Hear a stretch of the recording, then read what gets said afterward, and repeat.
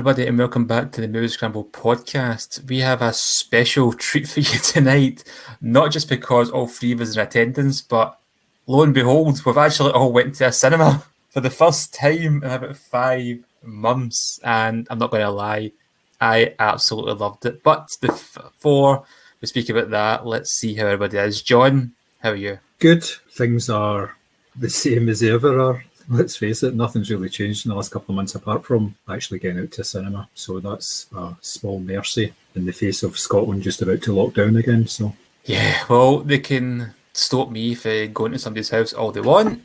They can shut the pubs for all I care, as long as just keep the cinema open for at least another month. Yep. Mary, how have you been? Well, I'm in one of the bad areas. So I live in East Renfrewshire, so I'm now under some sort of semi-local lockdown or whatever, but I'm with you, Simi, as long as the cinema stays open, then that's all I care about. Yeah, I don't think you're affected, are you, John? Not to give your location away to your legions of fans who might stalk you. Not yet. MacArthur Towers is not in the catchment area for lockdown quite yet, but we are adjacent to at least 2 of the areas, so I don't think it's going to be very long. I'm just wondering, I thought you had your own postcode. Yeah, his estate's his own local authority area. Well, as we've been saying, we have been back to the cinema, and lo and behold, we all went to go and see Tenet. Now, this is a film, whether you like it, love it, hate it, had no idea what the hell was going on. It's cinematic. You need to see it in the cinema. It's just, as a blockbuster, it really deserved to be seen on the big screen. You want to crash a plane? But not from the air. No, it's so dramatic. Well, how big a plane? That part is a little dramatic.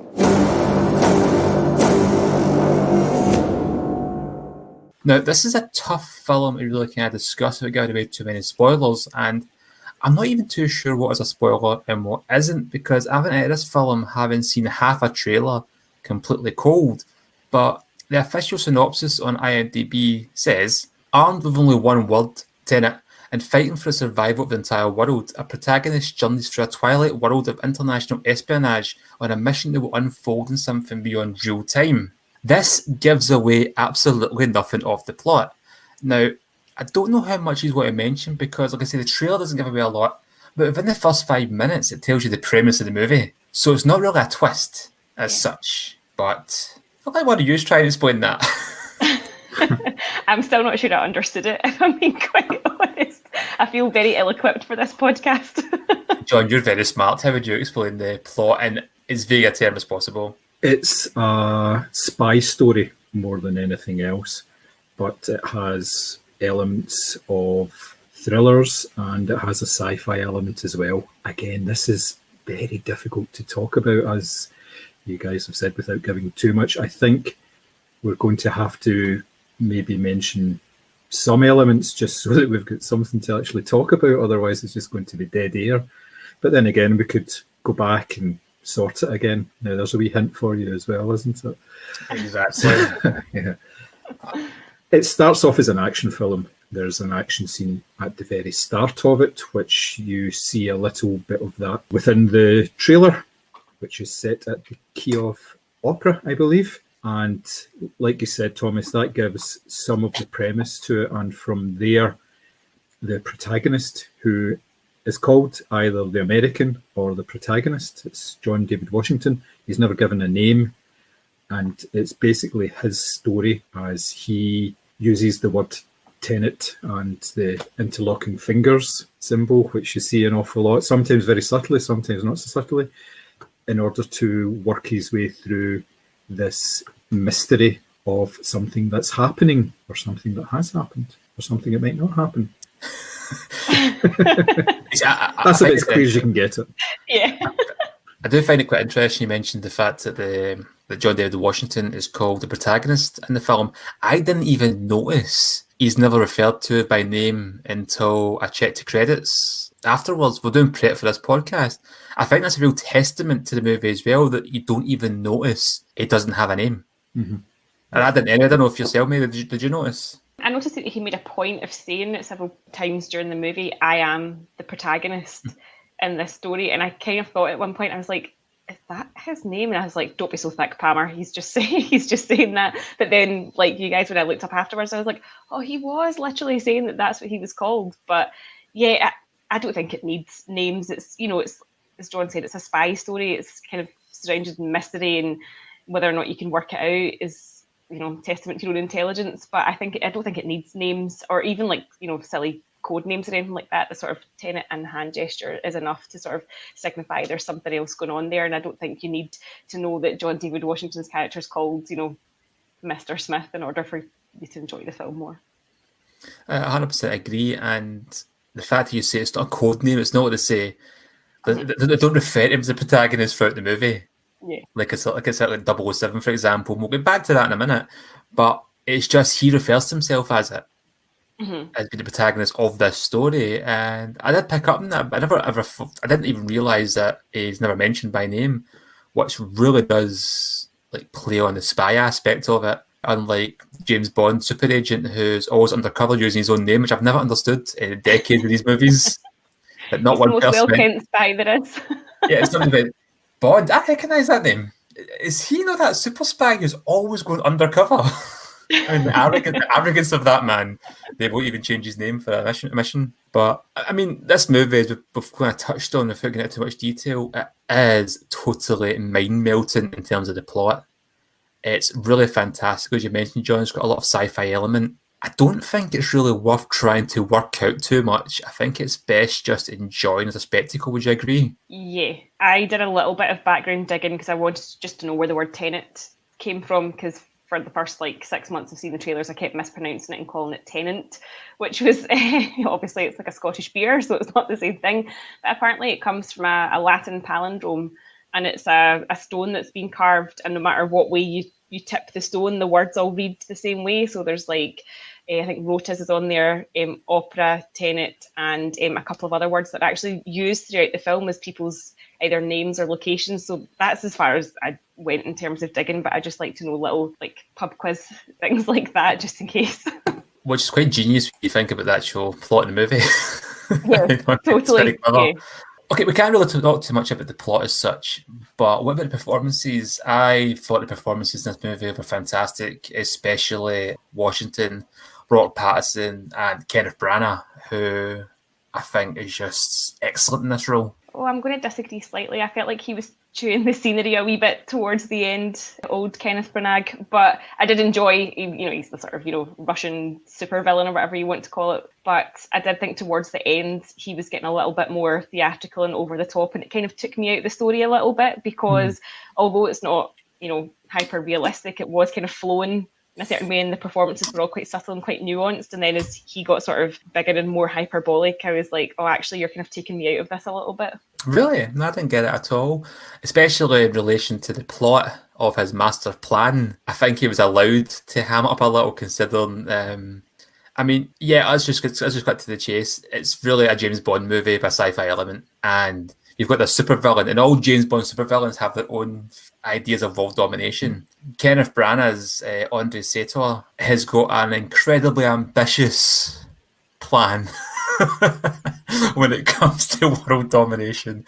It's totally comic book, and it's dastardliness. Like Les Luthor could dream is something that's insane. It's totally off the wall, mental. So based on that, I'm quite happy for him to kind of ham it up a little, because hey, his plan is the most insanely evil I've ever heard of a bad guy. And it's very selfish as well. Yeah. If you think about it as well, at the start of the film, maybe for the first 2/3 of the film, his character is totally in control. He knows exactly what he's doing and the way that the events are unfolding. It's only in the sort of the last act that he doesn't really know, so therefore his character changes subtly. He's not the same confident person, so therefore it's a bit of a bravado and everything coming into his performance to reflect the fact that he isn't quite sure of what's actually happening anymore, which I thought it's one way of reading it. Another way is saying, yeah, just he was completely hammy, of course. Yeah, totally. He's very cold as well. He's very brutal. There's a scene with, again, this isn't a spoiler, but with his wife, Kat, played by Elizabeth Debicki, but there's a scene when he's going to he threatens violence on her. And I remember watching that scene feeling very, very unnerved by the cold and calculated way he did it. And I couldn't help but think, is that based on real domestic abusers? Because there was something just dead realistic about the scene that really made me feel uncomfortable. I imagine, it was quite full on. Yeah, I imagine he's very thorough in his research. So you could be onto something there. He probably has maybe watched, I don't know, tapes or something like that. But I mean, I liked him in it, and I really like him as, like, I always think he comes across really well. I just thought towards the sort of maybe the third act or whatever, he just kind of took me out of it a little bit. But then I didn't particularly enjoy the sort of last 20 to 30 minutes of the movie, so maybe that's kind of played into it as well. I thought it was like Bourne meets Bond meets Inception up until that point, and then the last sort of bit just kind of lost me a little bit. But yeah, I mean, I like him, and I liked his character. Well, not liked his character, but thought he was good up until that point. It was very, to me, it was almost like a spiritual sequel in Inception at times. It was very similar in the tone and just the overall feel of the movie, I felt, compared to other Christopher Nolan films. But yeah, I loved the ending.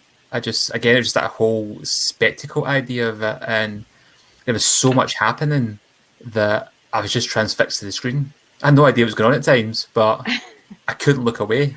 There was a sort of a statement of intent at the very beginning, because you're kind of thrown into the film. You're given no preamble, you don't know what's happening, and it's just a massive big action scene with people wearing gas masks, and their faces are obscured and all that time, so you don't know who's actually doing most of the running about and shooting and stuff. And sometimes you don't actually know what they're saying. Now, I'm sure we'll have a wee discussion about that in a couple of minutes.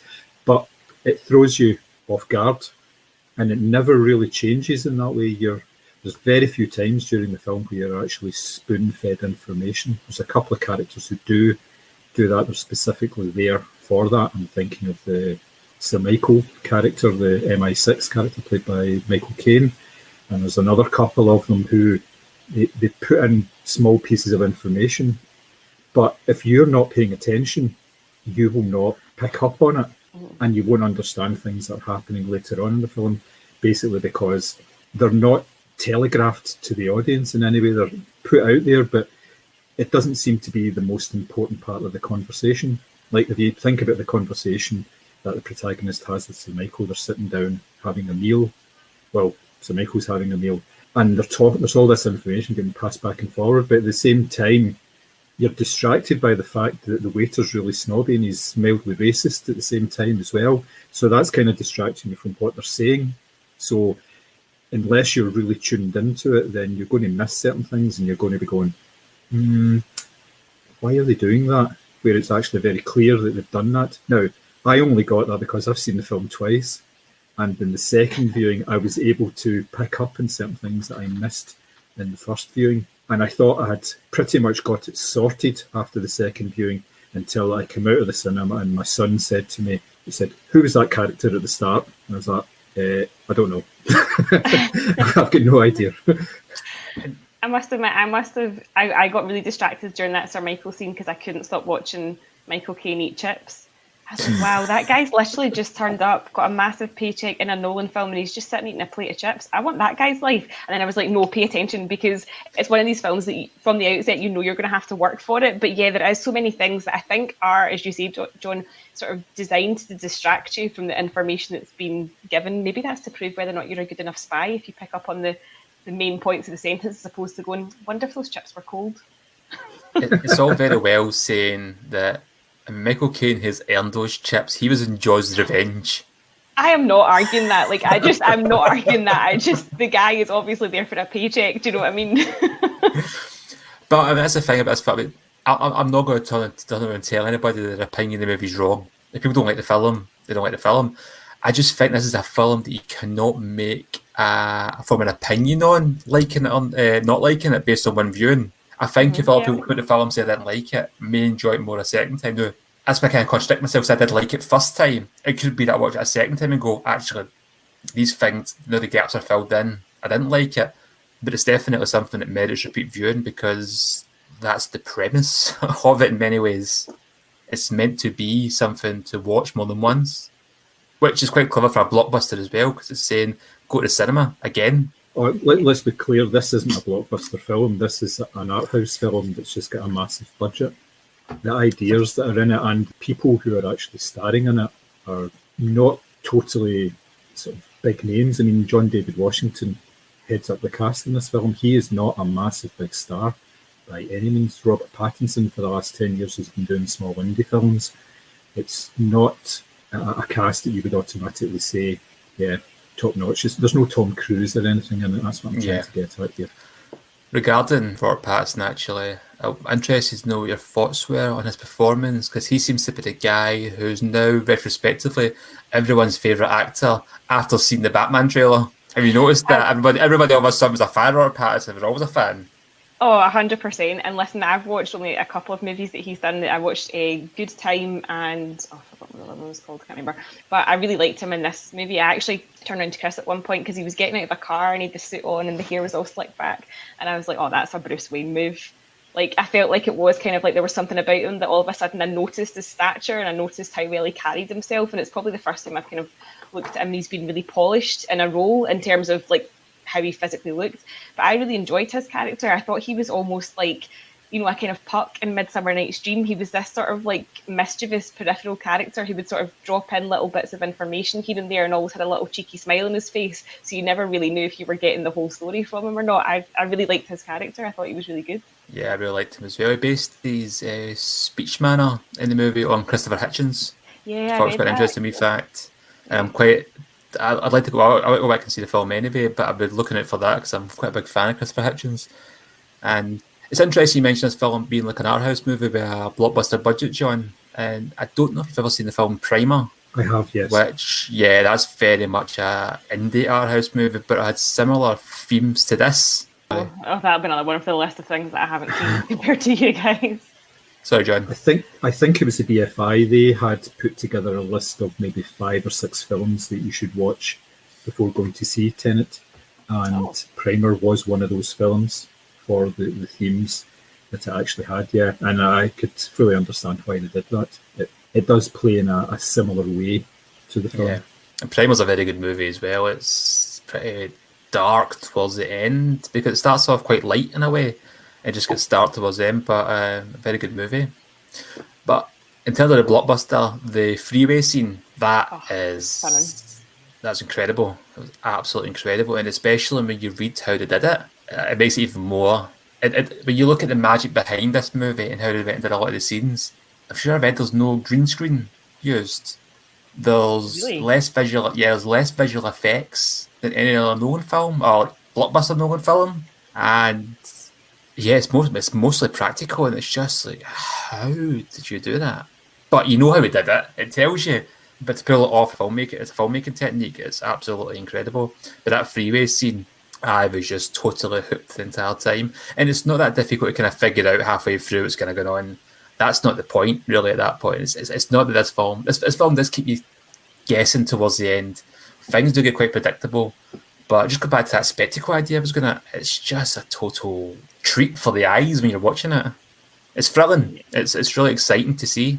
Yeah, absolutely. I felt like I was like bracing myself in the seat because you're watching obviously the cars shoot along and there's various kind of stunts and stuff going on. I literally was going like, oh my God, and holding on to the edge of my seat. I probably just because I haven't been to cinema in so long and I was just so excited. But you're right, it is a total spectacle. And you know what, whether you get it in inverted commas or not, it is something just to behold, to look at the sheer craft of actually creating a piece of cinema like that is, as you've just said, you know, virtually no green screen. It is just practical effects. That's incredible. Yeah, the stunts and the sort of stunt sequences have to really stand up because you do get a view of them more than once in this film. So if you didn't think they were good the first time around, when you see them again from a slightly different angle, then you would just be like, oh, this is really boring, and it would totally drag you out of the film. But like you said, there's enough going on. It's very busy. All of his stunt sequences seem to be very, very busy. So you can pick up things the second time that you didn't see the first time. And obviously it's taken, as I said, taken from a slightly different angle as well. It's very good.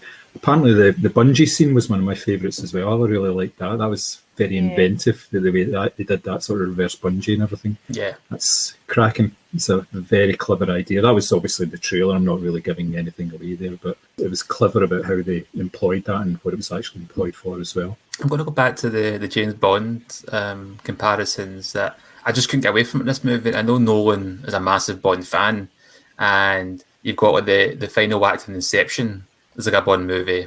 The beginning of Dark Knight Rises is like Bond 101. This entire movie, from the undercover agent with the quote-unquote code name, or no name in this case, Elizabeth Debicki is the Bond girl. You've got the Russian oligarch supervillain. Even the bit with the scene, you've got the protagonist, and they've got the good guy and the bad guy sitting having dinner. It's a very Bond move.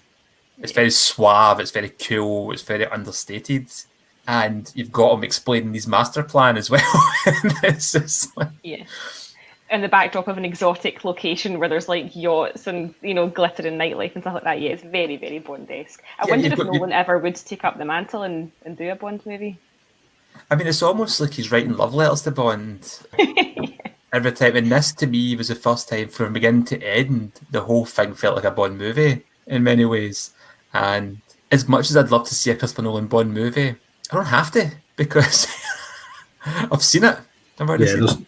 There's no reason for him to do Bond. He has more freedom doing his own films than he would ever get doing a Bond film. I mean, look at Danny Boyle. Similar sort of outlook in terms of sort of larger budget art house films, and he didn't fit into the Bond mold. He obviously came up against problems when he was trying to develop the film and obviously left it. I don't see Christopher Nolan really wanting to get involved in that. He's got enough power and enough influence in his own that he would just go ahead and do whatever film he wants to do. That's a very good point. Actually, that he's got more. It's strange that he's got more freedom to make a Bond movie in his own movies than he would do if he was making a Bond movie. And speaking of his own movie, and whether people like this movie or not, it's a blockbuster budget, massive distribution, should be the big film of the summer, basically. It's an original movie. It's not based on a book, it's not based on a comic, it's not based on anything, it's not a remake, it's an original movie, and people are always crying out for these. And Nolan, whether you like him or not, is giving us them. And it's very rare. It doesn't happen very often. If you look at the number of films that come out over a summer, the majority are remakes, reboots, or sequels. They're the films that tend to put bums in seats, so having something like this is pleasing. It's very interesting. And it has been a hit as well. Obviously, it's not opened in America. I think it's this weekend it opens in America. And it took something like $50 million sort of worldwide in its first weekend, which is pretty good considering cinemas are running at like a quarter capacity. Yeah. You know, mind you, it's on the hour every hour at the local Cineworlds. So Remember when you were younger and you used to like watch like TV in America? Oh, I shall live in America. Why was I never born in America? See if somebody came to me and said, see, in 30 years' time, you'll get to see Tenet. They won't. Oh, well, fair dues. I'll endure the hardships of the East End of Glasgow until that point. Do you know, it's interesting though, because the summer programme, as it stood up until obviously all this kicked off, was exactly that. It was comic book movies, it was reboots, it was remakes, it was, you know, your Top Gun, your Mulan, the Fast and Furious sequel, and all that. So it would have been interesting to see it up against all of that type of content, and it's obviously benefiting from the fact that it is the sort of only film, as you say, playing on the hour every hour, and it definitely merits a repeat viewing as well, which I think will help its takings. But it's definitely a film that makes you work hard. Like, there's not a second where you can really sort of drop your concentration and relax. You definitely have to work for it from start to finish. And actually, that was a really enjoyable part of it for me as well, because so much of the stuff that comes out during the summer and there's no harm to it, because I love a big popcorn blockbuster. I was really looking forward to Top Gun and No Time to Die and stuff like that. That's not what I'm saying, but I was enjoying the fact that I was actually having to work really hard at just keeping up with what was going on. Yeah, I mean, I was like, for the last like hour of this movie, I really need to go and pee. And do you know, sometimes when you're watching a movie, you can assess when to go. You can go 100%. Yep. You've seen that many movies. You know the formula, you know the plot. You know where things are going to happen. You can chance it. With this, you couldn't do it. You just couldn't. You couldn't take that chance. No, there's no let up. If you think about normal blockbusters, you've got at least one sex scene, especially a James Bond film. You've probably got two. and you have a couple of scenes of relief as well. I don't mean that sexually or anything. I just had you laugh first because I was just like, hold it together. There are scenes where it brings the audience down so they can come back up again. There's going to be something dramatic happening maybe in the next 5 minutes. Yeah. But you don't get that here. It's constant. And you are being fed information as you're going along while you're trying to concentrate on car chases or whatever. So yes, there is no let up. There is no toilet break really in this film at all. No. It's lucky you're young, Simmy. Trying my granny bladder, I need to pee all the time. Like, and these types of films are torture for me. Yeah, what did you guys think of the score? Because I loved it, couldn't get enough of it, and I've read so many like reviews and that people are saying it ruined it for them. It was too loud, which seems like a granny complaint for a film. But I loved the way it sort of punctuated things. It was very like Zimmer-esque, although I know it wasn't him that did it. But I loved it. I thought it was really like different and unusual, and I felt like the score was as challenging as what you were watching, if that makes sense. Yeah. No, I 100% agree, and it was unsettling when it had to be unsettling. I didn't think the score wasn't distracting to me in any way, and I was talking to somebody online about this, and I think it might depend on where you've seen the film. And I think Dunkirk has similar criticisms regarding the sound mixing, and it's to do with they don't mix the sound universally. I'm sure they'll mix it for a certain like speaker system, and most cinemas can't match that, so you're never going to get how it should sound, unfortunately. And that sounds like a weird thing, but I'm sure that's correct. I'm sure I read that. I'm sure Dunkirk was a movie that people complained about. And yeah, I loved that sound as well, because it did feel like planes were literally flying past you and like bombs were dropping like behind you. I loved the sound in Dunkirk as well. Yeah, I mean, I've read a lot of criticism of all the things to pick up on in this movie. I don't know why the soundtrack is one of them, but I actually really enjoyed it. I thought it was quite different, and as you say, like quite invasive when it had to be. I felt like the actual sounds, the percussion or whatever that we're using was really actually making me feel quite nervous and unsettled, which only added to the fact that I probably didn't have a clue what was going on. And it was a socially distanced composition. Yeah, that's right. They recorded it in their own houses, didn't they? Yeah, which is fascinating in itself to pull something like that together. It's interesting about the sound because obviously I've seen it twice. The first time I saw it in the Odeon version of the IMAX, and the vocals were quite muffled during that, and the soundtrack was right up in your face, which I thought was to get you to concentrate more. You're really sort of keenly listening to what was going on. But the second time I saw it, the vocals seemed to be up in the mix. It was at a completely different cinema. It's one of the View cinemas, and you could hear the vocals a lot clearer. But the soundtrack seemed to be just as loud. It just seemed, as you say, it's different for different cinemas. That kind of explains why. I thought it was just my ears, but obviously not. I think the coronavirus has been a big, massive viral marketing campaign for this film. Well, it has made... Just little shit ever. Well, think about it. When can you think of another film that has had so much riding on it in terms of expectations? Not even the Avengers films have had this level of scrutiny before anybody actually saw the film. This was the film that was going to save the summer in terms of cinema, basically, wasn't it? Mm-hmm. That's what they were hoping for. And I haven't really been checking out the reviews of that, but you're saying it's still be at the box office regardless of the pandemic. I think it's another hit for Nolan, isn't it?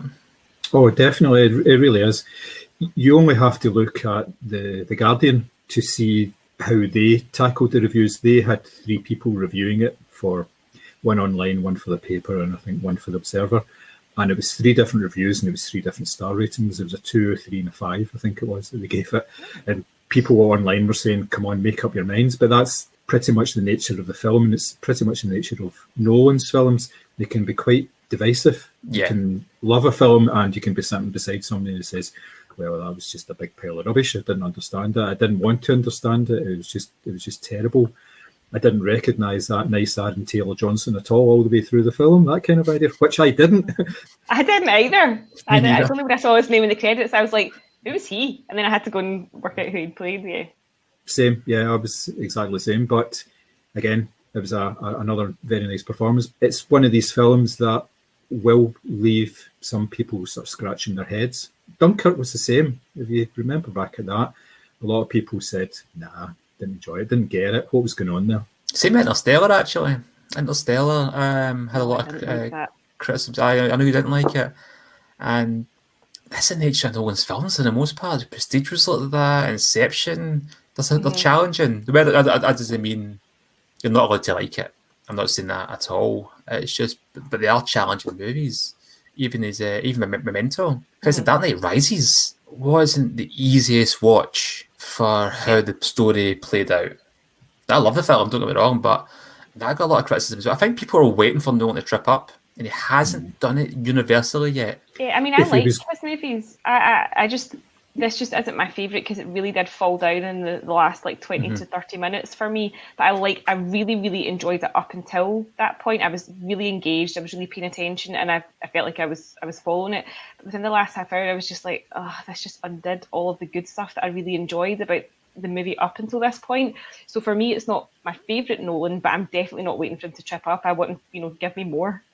Oh, no. I don't mean anybody in this room is. Well, not this room because we're on social distancing in their own houses. I made it sound like we're all recording a podcast to do. We're going to get stormtroopers at the door. And no, I mean, it's but you sometimes can sense that, people love a failure. Yeah. And I kind of felt that with a lot of the DC films. And even to the point where DC were releasing good films, people weren't accepting it. And now there seems to be a strange, interesting shift in dynamic now where people are really looking forward to the Batman, the Suicide Squad, Wonder Woman 1984, and they're panning what Marvel's got. People just like to tear something down. They're assholes. Yeah. Well, if Nolan was going to trip up, he would have tripped up after Dark Knight Rises. Yeah, for sure. Because that was seen as being, I suppose that was seen as being a high point. And if he was going to go downhill from there, then do something a lot more personal and something that people genuinely wouldn't get. I think it would have happened then, but he's been very solid since then. Yeah. It's funny because I haven't watched The Prestige or Interstellar since seeing them in the cinema. But for me, it was in the third act those films kind of fell down for me. Not so much here, not with other stuff, but with those two. So maybe he's got a third act problem. Maybe. just can't seem to finish. Happens to a lot of men, you shouldn't worry. The Prestige is a good movie. Maybe that's what you're told.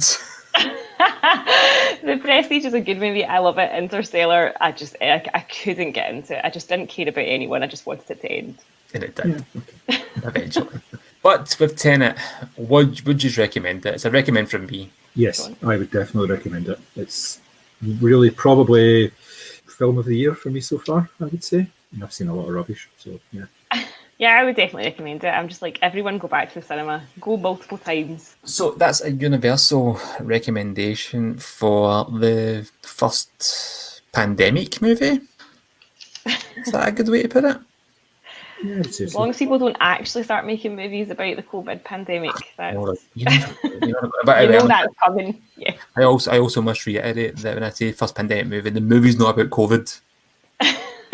I know I've made a few clues. I've mentioned about the COVID viral marketing campaign and that. This movie's not about COVID. I have not just spoiled it for you. Please don't send hate mail to me any more than you usually do. Now, this is a slightly spoilery aspect. What we're going to talk about next, we're going to talk about our favourite top 3 movies with non-linear plots. Although, I would argue Tenet does, in its own way, have a linear plot. It's just not presented chronologically. And that's as much as I'm going to say about it because I don't want to get into the weeds and we'll start discussing the finer parts of the plot. But maybe we should do that offline because I'm quite curious to have this conversation. But we're going to discuss our top 3 movies with non-linear plots. And I believe I'm up first. Is that correct? It is. Excellent. I'll go first. No, I always seem to be last for some reason. Feels that way. Starting to get complex. A complex about finishing last? Okay.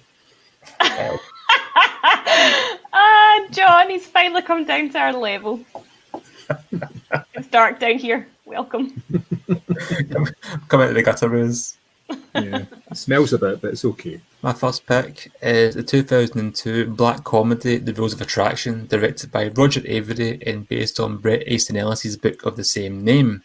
This movie stars James Van Der Beek, Shannon Sossamon, Ian Somerhalder, Jessica Biel, and Kate Bosworth in roles that none of them ever did before and have really done since. This is a movie about a love triangle. You've got Van Der Beek, Sossamon, and Somerhalder all intertwined in this kind of love triangle. And although the movie was marketed like a teen comedy, it is the anti-teen comedy. The movie is dark. It's violent. It's really, really funny, but it's ultimately tragic, and it's a hard watch at times. In terms of a non-linear plot, this movie starts off at the beginning, and the rest of the movie is told almost like a flashback, except it doesn't really have a flashback style device. It goes beyond that.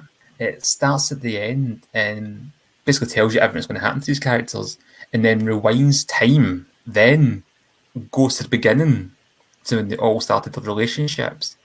And even from then on, although it's kind of linear, it jumps. There's massive gaps in the relationships of what happens. And the director said he did this deliberately because he wanted to show gaps in what was happening, because college life is like that. People remember it and go, I remember that. There's always things missing.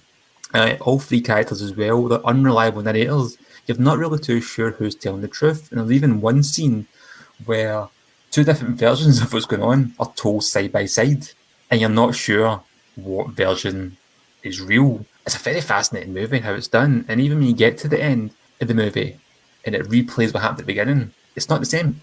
It's a different ending. Like almost like, here's what we've tried, it's not worked, let's rewind and do something different because this is a bad idea. It's a very clever movie. I don't think it gets enough love.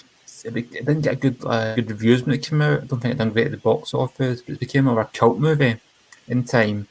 It's very infamous as well for a scene where the character Victor is called his European trip, and it's like a 5-minute montage of this character's trip across Europe. And the director even wanted to make all that footage in a movie itself, but legally could not release it, which I think is pretty nuts. He wanted to base it on another Bret Easton Ellis book called Glitterati, but he said he could never get consent forms to people who were in it because he basically just followed the actor in character 24/7 through nightclubs and picking people up and going to the pub and getting steaming and waking up hungover and going to hash bars in Amsterdam. And that it's incredible that this scene was shot. It took ages to shoot and takes like 5 minutes of the movie, and that is told really quickly and really fast cuts and really adds to that non-linear narrative of the film. Have either of you seen it? No, I've read the book. I'm a big Bret Easton Ellis fan. I love his books. They are really, really just get under your skin and really fuck with your head for days. But actually, I think I'm a victim of bad marketing because I just assumed this was like a wee teeny bopper movie when it came out. I didn't realise it was based on that book. So I now will go and watch it because I love Bret Easton Ellis, but I know the storyline, obviously. But no, I would give it a watch. I obviously thought it was a different movie to the book. You seen it, John? I hadn't, but in preparation for this, I gave it a watch because it's on Amazon Prime just now. Spot. I know, such a spot. I really liked the mechanics of it. I thought that was very well done, the way that the story starts at the end and then goes back and then goes back another bit and back and forward. But I hated every single character in the film.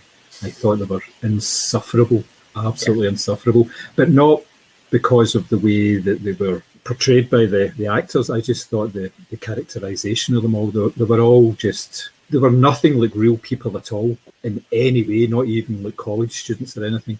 And within about 10 minutes, I was ready to throw something at the screen because it was just infuriating. It just really was.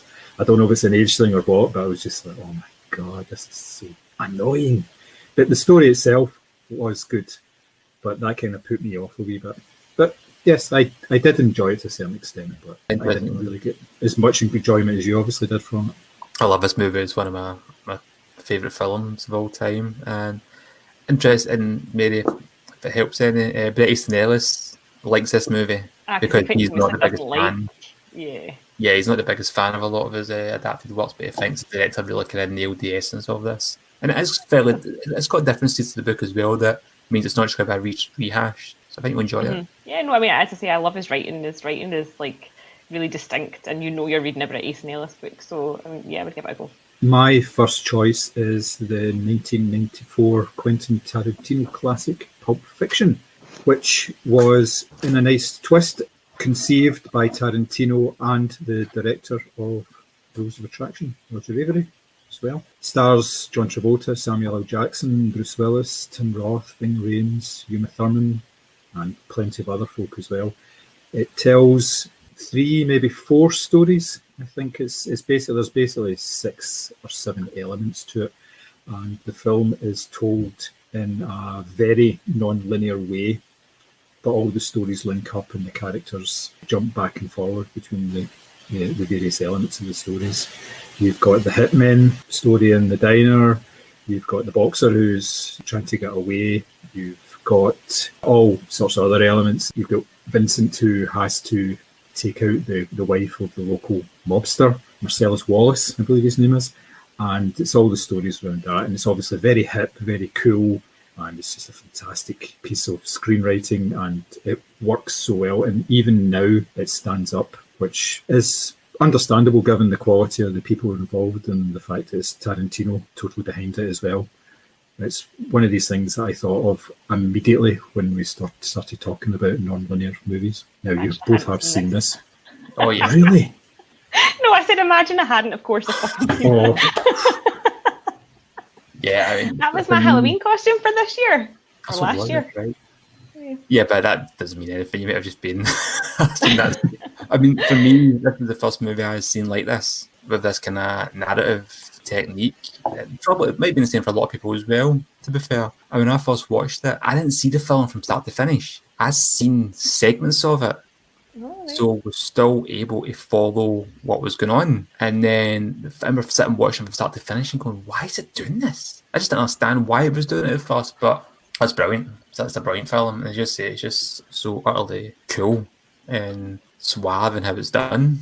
It's a cracking film. It's very slick, and it's very sort of, when I saw Inglourious Bastards, I felt like there was really strong elements of Pulp Fiction in that as well, just the way that that's told and the sort of use of music and stuff like that. But I don't think you'll ever get anything as cool as Pulp Fiction. It really is the sort of epitome of like really fucking cool movie making. he has gone back to that well a few times and used sort of a non-linear narrative in some of his other films, not to the same extent as he did in Pulp Fiction.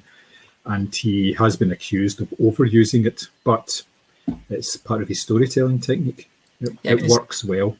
Yeah, I mean, Reservoir Dogs had it before Pulp Fiction. I mean, they went and wrote True Romance. They wanted True Romance to be done the way Pulp Fiction is, and Tony Scott said, nah. Oh, really? Interesting. So I am going for Gaspar Noé's 2002 movie Irreversible, which I know we've spoken about before, but to me this was the most obvious example of non-linear narrative, because it's like The Nightmare told in reverse.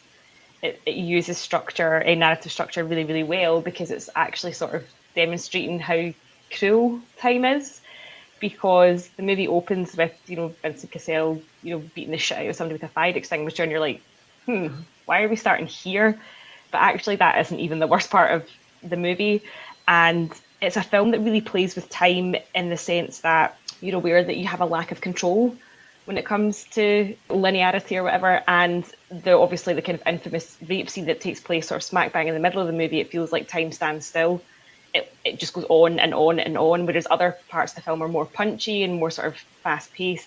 This just seems to take up way more screen time than the 8 or 9 minutes that it is. And obviously by the time you get to the end of the movie and you're seeing sort of happier scenes and, Vincent Cassel and Monica Bellucci's characters together, it doesn't matter, because your head's already fucked. You've seen the damage that's about to come, so you can't even take pleasure in those moments, because you know exactly the consequences of their night out. It's a film that I think uses time really, really effectively in terms of actual just pacing, in terms of fast and slow throughout the film, and that's sort of contributed to by the soundtrack.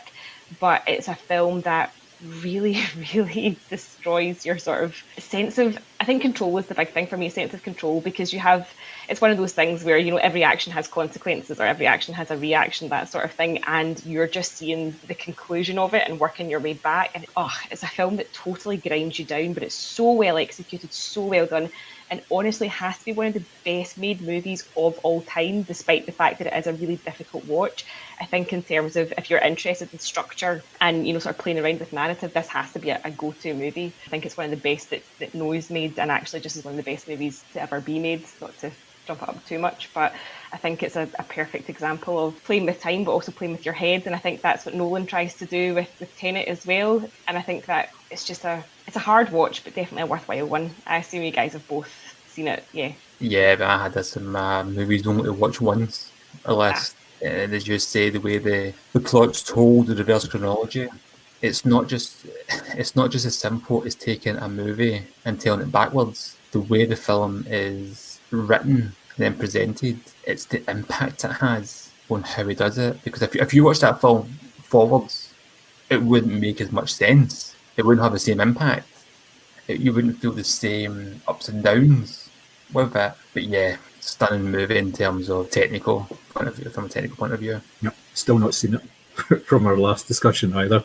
I will get to it at some point, but in a way, the discussions that we've been having, it's kind of put me off watching it, to be honest, because of the brutality within the film. But like you say, it's up if there it with is The one, Nightingale, which you've seen. It's up there with that in terms I of have it on my list. watchability. so you're not going to go out and buy the T-shirt or anything anytime soon. Well, my next link actually does follow in quite nicely for yours, Mary, and I'm going to go with Nolan's first feature movie, Memento. And when I first heard of Irreversible, people spoke about it in the same breath as they mentioned Memento, because both movies had a reverse chronology.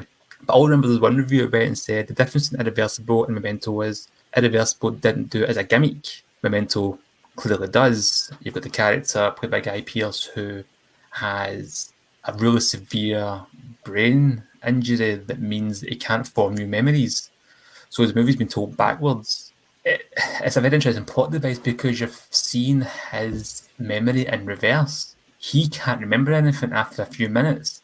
So we're getting told his past through the plot of the movie. But you've also, the main story is getting told backwards. You've got another story that's getting told forwards, and both of them are parallel with each other. And it's basically a film noir murder mystery where Guy Pearce's characters try to find out who murdered his wife. And the movie starts off with a murder, and you kind of think, oh, there's this kid. Quite similar to Reversible in that way. And then the time you get to the end of Memento, which I thought was quite a shocking ending, it all makes sense, it all ties up nicely, and it's a film with a lot of rewatchability factor as well, based on how clever it's told. There's also a feature in one of the DVDs, a hidden Easter egg, we can watch the movie forwards. I haven't done this. Oh. And it'd be interesting from a merit point of view, because I think for the most part it would work as a standalone the thriller detective story, but you would lose a lot obviously with the way it's told backwards. This is a cracking film, seen it so many times. Big fan of Guy Pearce, is great in this, and an early indication of what Nolan has in store going forward. You've both seen it? Yes, yeah, it was the film that really introduced me to Christopher Nolan. I have watched the Easter egg version of it on the DVD where it plays it forward, and it doesn't have the same impact at all, because it's still a good story, but it doesn't have the same build-up, if you like, because of the fact that it's constructed in such a way that you're going backwards from the end to the start, and that's what makes the film. So when you do it the other way, it doesn't quite work in the same way, but it's still a reasonably good film. I thought it was a cracking film when I watched it. It really is one of these mind-blowing films that you don't get very often, and as you say, which Nolan tends to specialise in. Yeah, it's a film I've got on DVD. I've seen it a good few times, but I haven't watched it in a while. I need to dig it out and watch it again, because yeah, it's a great film. Yeah, I watched it as part of non-linear narrative week at uni, so that fits in really well. That was the first movie I ever saw Guy Pearce in, actually, which I know, which is a shame because he's got loads of good movies, but it was the first movie I saw that, but I loved it. I remember sitting, it was like a rainy Tuesday because we had our screenings from 5:30 to 7:30, sitting watching it, and my head was just like, by the time it was done. I loved it the first time I saw it. It was really good. Yeah, you see him like standing in front of the mirror, and he's got all the tattoos or the clues of his wife's killer all over him, and yeah, very, very clever movie. And unlike the kind of movies Nolan would go on to make sense, not a massive budget here. You know, it's all about the story. And again, though, you can see even with a small budget, the techniques he can employ as a director. He was always going to go for that kid. Did you call it at the time? Yeah. Good eye. Watching that film going, but I don't know watching the following actually. This guy's going to be good. That film, though, isn't great, but hey ho, we all need to start somewhere. Go on, what's your next pick? It's you, John, isn't it? It is, yes. My second pick is the 2016 film Arrival, which comes from director Denis Villeneuve and stars Amy Adams, Jeremy Renner, and Forrest Whitaker. It is the story of 12 spaceships landing in various locations on Earth and the human population's attempts to try and communicate the occupants of the ships. They try and do various things as a world. There is various countries that join up together and try and work out, and the American one is led by a linguist, who's the Amy Adams character. She is trying to make some sort of contact with the aliens, which are called heptapods. Now, this doesn't sound like it's anything to do with a non-linear narrative at all, and you don't think that when you're actually watching it. There are a few clues in there if you watch it carefully. There's a lot of palindromes involved in it, but it's only when you get maybe about 2/3 of the way into the film that you realise that there is a non-linear aspect to the story. That is partly down to the fact that we are so conditioned by the information that we are presented in films that we take it as read. We realise that certain things are put on screen to give us certain information and make us think in a certain way. Now, what the filmmakers do here is they start off with almost a statement, and you accept that, and from there on you accept everything that's going on. But it's only later on when things are actually explained to you that you realise that basically they've been fucking with you all the way through the film. And it makes for such a good movie, and it's such a good feeling when you actually figure out what's actually going on. And it's unusual in movies. You don't get a lot of films that are like that, and it works really well. And because of that, the film is just absolutely fantastic. I do take it you've both seen this. Yeah, I've seen that. Yeah, I am not. Villeneuve, as far as I'm concerned, is a genius. Oh, what? I am not a fan of this film. I thought it was so incredibly overhyped and overrated that I couldn't believe I'd seen the same film. I was discussing it with people, and everybody talks about the ending. It's been this work of genius, and it's so clever, and it's this great twist, but it's essentially the same ending as Bill and Ted, which was did for comedic effect, and they do it as a serious narrative plot device. I mean, it's the exact same ending. True, actually. Yeah, I hadn't thought about it in that way, but it's true, but it doesn't detract for me. That wasn't the thing that detracted for me. I just Nor thought me. I just thought it was dull overall. But yeah, when the ending happened, I was sitting in the cinema going, I've seen this ending before. Yeah, not a fan of this movie. Oh, you're kidding. I don't think that Villeneuve's made a bad movie. I think he's up there with Nolan as just being like world class. Blade Runner was dull as well. Okay, I think first Blade Runner is incredibly boring, so I think we've got a whole podcast worth of discussion right there, just in those two statements, my friend. Right, so, Mary. He's getting cancelled for different reasons this week. Yep. My next pick, because I'm feeling very cultured this week, is the 2016 Pedro Almodovar film Julieta. It stars Emma Suarez and Adriana Ugarte, hope I'm saying that correctly, as older and younger versions of Julieta. It's very female-centric in typical Almodovar style, and it basically is a story that's kind of told in flashback. And what I'm going to describe in the next few sentences is going to sound really shit and really cheesy, but it's not. So the older Julieta decides to sort of track down her daughter, who'd been missing for 12 years after a trip to a sort of religious camp, and she starts sort of looking back on her journals and starts, putting entries in her diary, and then it starts to tell the story in flashback of, various childhood traumas and how their relationship broke down. That sounds rubbish, and it sounds like she's sitting there going, "Dear diary, today my daughter ran away. I am very sad." It's definitely not like that. And Almodovar uses these two sort of conflicting narratives to actually demonstrate Julieta's decline into depression, because as the movie goes on and the colour starts to fade, which is a bizarre experience for a Almodovar film because they're usually so decline and this bleak and sort of unflinching look at what it's like to be dealing with mental health issues and the breakdown of this mother-daughter relationship. It's kind of similar to irreversible in the sense that, you sort of see the consequences of the actions before you see the actions. But it's a really well crafted, really unusual movie, I think, for Almodovar, although it is, very female heavy and very, focuses on themes of, family and love and life. It's quite bleak, it's quite dark. And as I say, the colour starts to drain from it, which is quite an unusual experience. But it's, there's moments of black humour. There's, kind of typical mother-daughter sort of button heads type of thing. It's just a really interesting watch, and I loved it. I got it on DVD a couple of years ago, and it's, again, he's a filmmaker for me who can do no wrong, and I think this is a really, really good movie of his. Have you guys seen it at all? I have not. I have. I think it was my film of the year in 2016.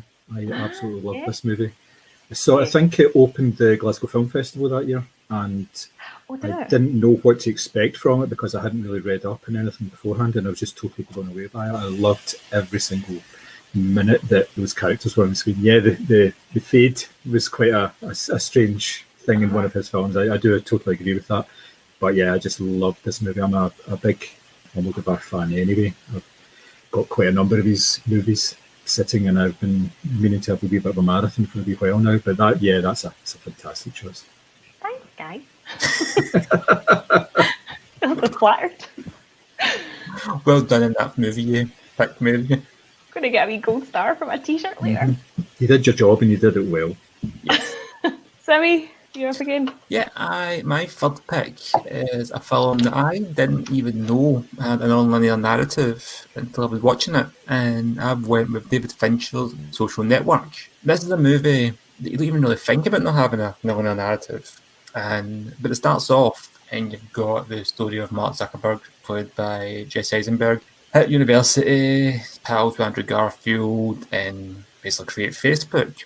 But then the movie, without much warning, flash forwards in the future where Zuckerberg's been sued, and there's two different depositions happening. There's one with him and the Winklevoss twins, both played by Armie Hammer, which I didn't realise was one person until the movie was finished. I thought it was incredible how it was done. And also on another scene, Andrew Garfield is suing him. So clearly both these scenes can't be happening at the same time. So they're different timelines. And then the rest of the story is told in almost like a flashback, except it's not a flashback because it's not done that's not the technique used, because it starts off with this is the present time.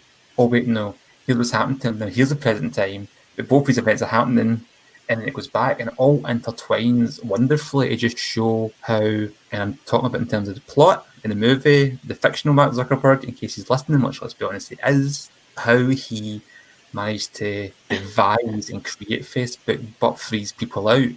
Or did he? Because he's also quite sympathetically shown as well, and this is done not just with the deposition scenes, there's flashbacks to show, was he the villain, was he not? And the whole movie's just expertly constructed, in my opinion, and when it ends, the movie doesn't flash back to end, it stays in that now new present time. And I just thought the film was brilliant, absolutely brilliant. And like I said, it's not a film that employs that technique cheaply in any way. It's not a marketing technique, it's not used, you don't even notice it until you're watching it, and even looking your face in, Mary, you probably even think about it at first. No, I didn't. You seen it, John? I have, yeah, I really like it. The premise of it, you've got to wonder how it ever got made in the first place, because obviously David Fincher went and said, I want to make a film about the founding of Facebook. And say, well, that's an app. So, yeah, but, it'll be really interesting. But it's the way that they did it, that they focused not on the actual physicality of actually putting together an app and getting it out there. It was everything surrounding it. It was all the personalities that were involved in it. And like I say, it was based around the two court cases and based around the initial setup. So it was done very well, and it relied on the performances to set it alight rather than the story itself, because the story itself could have been quite dry. Yeah. But when you have a combination of the actors in place and Fincher directing them, who by all accounts is a very analytical director, he likes to do a lot of takes, he likes to get it right, he likes to have a lot of coverage for everything that he does. So he spends an awful lot of time going over and over things. So, and you can see that in the finished product because it's just so precise, and it works really, really well. Yeah, you've also got the script by Aaron Sorkin as well, so you've got this really clever dialogue. And as you're saying, John, it's a film about a Facebook app, about an app basically, the story behind it. Most of the movie for all intents and purposes, is fairly fictional, and it doesn't matter because it's not supposed to be a biographical true story. It's the fiction in this case is a lot more interesting because it makes a more complete story, and it's just I love this film. I think it's one of Fincher's most underrated movies. So Yeah, effective. it's another film where the wordiness of it means you have to like sit up and focus and pay attention, and you're trying to keep up with different conversations that are spinning. You're trying to remember if they're in the same timeline. Now that you've mentioned it, you're like, has that happened before that or whatever? It's really, it's a brilliant movie. The score as well by Trent Reznor and Atticus Ross. The score of this movie is absolutely brilliant. I went and bought it in CD. You can just listen to it like an album. It's great. Showing your age, buying things on CD. Oh, this movie's 10 years old already. Actually, It's crazy, isn't it? you know, we started watching The Wire as an aside, and I was like, God, this looks really dated. And I was like, oh yeah, 2002 was like 20 years ago. In my head, it was like 5 minutes ago. Yeah, I was watching Sopranos during my rewatch, and it was the 90s that started. Yeah, I was a child. So I was at school. God, the next. Right, so my last choice is the film Amores Perros from 2000 by Alejandro González Iñárritu, and it is 3 stories that are linked by a car accident. The various stories come together in this accident, but they don't come together. It's not the end of each story. Like, for instance, there's a story where there's a young guy who is involved in dogfighting, and at the very beginning of the film, you're focused on this character as he's driving away with this dog sitting in the back of the car that's been shot, and he's trying to get away from some other bad guys that are trying to basically kill them. That flashes back then to the start of that story and tells that story up until the point where there's a car accident. There's a second story about a supermodel who has some problems with her boyfriend. He is already married and everything, and the car accident for them is quite near the beginning of the story. And there's a third story as well, which is an old, well, he's an old Jakey basically, but he actually turns out to be this hitman who was put away for years, and he's got a whole complicated backstory with his family. They thought he was dead, and he's working part-time for the police, but most of the time he just wanders about the streets with a pack of dogs that he has.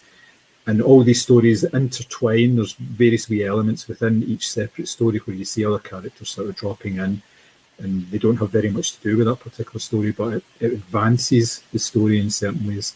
And it just comes together beautifully in this film that is over 2.5 hours long, which feels, in the face of it, to be quite long, but it really goes in really, really quick. I watched it again last week in prep for this and just fell in love with the film all over again. There's 3 different stories, as I said, and the 3 stories have got slightly different music. They're filmed in slightly different ways. It's sort of, the first film has a lot of handheld stuff. The second one's more sort of static shots. The third is a bit of a mixture. So there's differences in the way that they've approached each of the various elements of it, and it works really, really well. Have you guys seen this? Do you know, I haven't seen it, and I just had a quick Google search there because the director's name sounded familiar, and I'm not talking about film, he's more kind of recent stuff. It was 21 Grams, was Final Job, which I have seen, which also has a very similar structure to the movie, as does Babel, I believe, as well. It's a bit of a trilogy, actually, that he's kind of thrown together. It's a bit of a loose trilogy. Yeah, he's non-linear. Yes, but you know, it was funny because you were speaking about that where I could swear I have seen it, but it wasn't. It's 21 Grams I've seen, and I know the plot's different, but the style of the movie is still very similar. I love this movie, and John, you picked me to the post by picking it. I think it's an incredible piece of cinema. I'm glad that you did pick it so that we could talk about it. It's such a good movie. So my last pick is slightly more recent and slightly more mainstream than John's art house pick, and it is Drew Goddard's 2018 Bad Times at the El Royale. I love this movie, and Sammy, like what you were saying earlier about Tenet being an original, fresh piece of a cinema, this absolutely is as well. It's kind of Tarantino-esque in its use of sort of title cards and music and sort of fades in and out.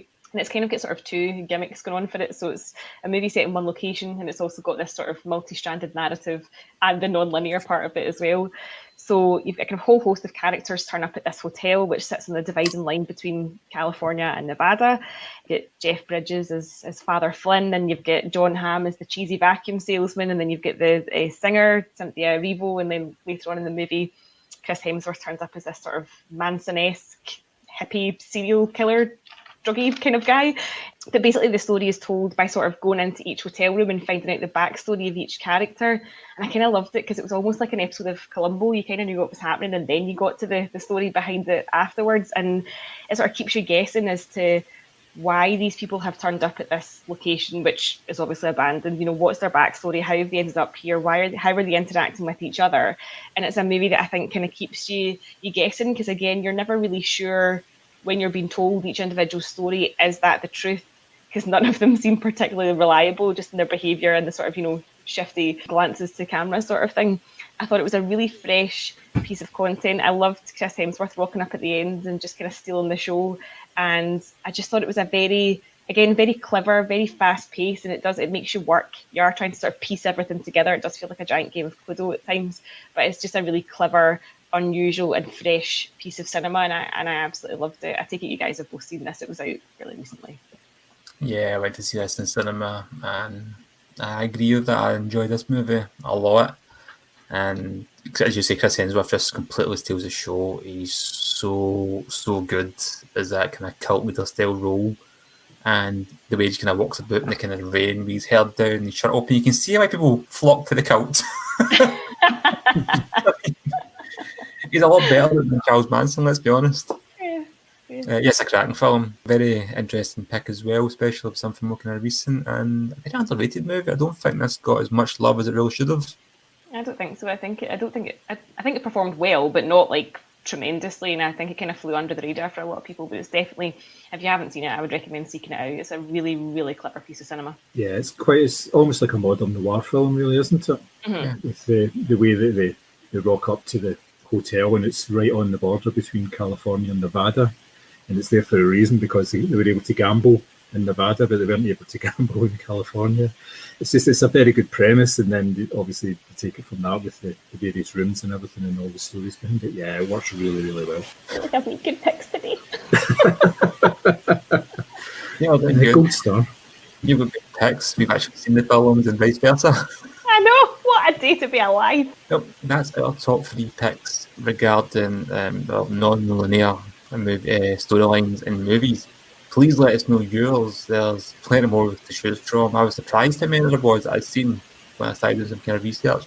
And there was some I'd like to have picked. Like you had Doug Liman's Go, Oculus, but there was movies I hadn't seen in so long that I just wasn't too familiar with. But some cracking ones out there. Please let us know yours on the social media.